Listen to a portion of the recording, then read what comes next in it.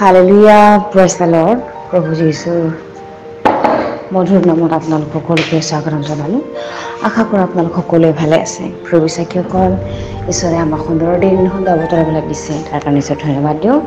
আৰু আজি দিনটোৰ আৰম্ভণিতে আমি ঈশ্বৰৰ বাক্য চাওঁ।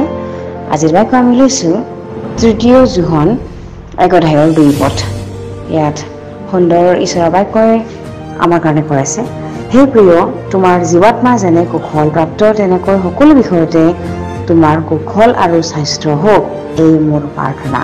Hallelujah, praise the lord. এতিয়া যিটো যোহনে ৩ যোহন যিটো যোহনে লিখিছে, যে ইয়াতে এনেকৈ লিখিছে, যিটো গাই নামৰ প্ৰিয় তেওঁৰ যিটো শিষ্য আছিলে, তেওঁ এনেদৰে লিখিছে যে, হে প্ৰিয়, তোমাৰ জীৱাত্মা যেনে কুশলপ্ৰাপ্ত তেনেকৈ সকলো বিষয়তে তোমাৰ কুশল আৰু স্বাস্থ্য হওক, এই মোৰ প্ৰাৰ্থনা কৈছে। হালেলুয়া। ইয়াতে মংগলৰ কথা কৈছে, যিটো আমি ইজনে সিজনৰ কাৰণে মংগলৰ বাৰ্তা, মংগল আমি কৰিব লাগে। আমাৰ মুখেৰে মংগল বাৰ্তা ক'ব লাগে, যাতে কুশল হওক, ভাল হওক, আশীৰ্বাদ হওক।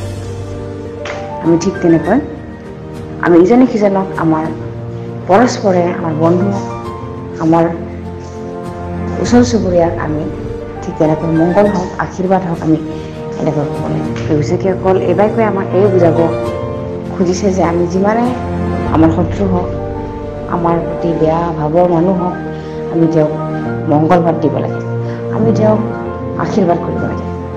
কিয়নো আমাৰ পিতৃয়ে আমাক ক্ষমা কৰিছে, সেইকাৰণে আমিও ক্ষমা কৰিব লাগে। হালেলুয়া। আৰু ইজনে সিজনক আমি হিতকাৰীৰে সহযোগ কৰিব লাগে, যাতে ঈশ্বৰৰ লগত ভালকৈ লাগি থকা যায়, ঈশ্বৰৰ লগত সহভাগিতা, যীশুৰ লগত যাতে সম্বন্ধ থকা যায়। আমেন।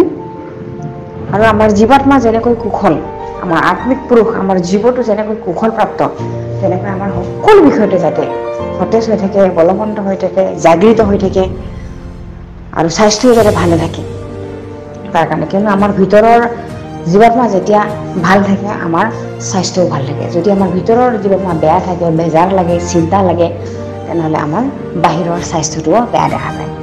সেইকাৰণে বাক্যই কৈছে, আমি যাতে কুশলপ্ৰাপ্ত যেনেকৈ আমাৰ জীৱাত্মাটো, ঠিক তেনেকৈ আমাৰ সকলো বিষয়তে যাতে কুশল হয়, স্বাস্থ্য হয়, তাৰ কাৰণে মোৰ প্ৰাৰ্থনা বুলি কৈছে ইয়াতে যোহনে।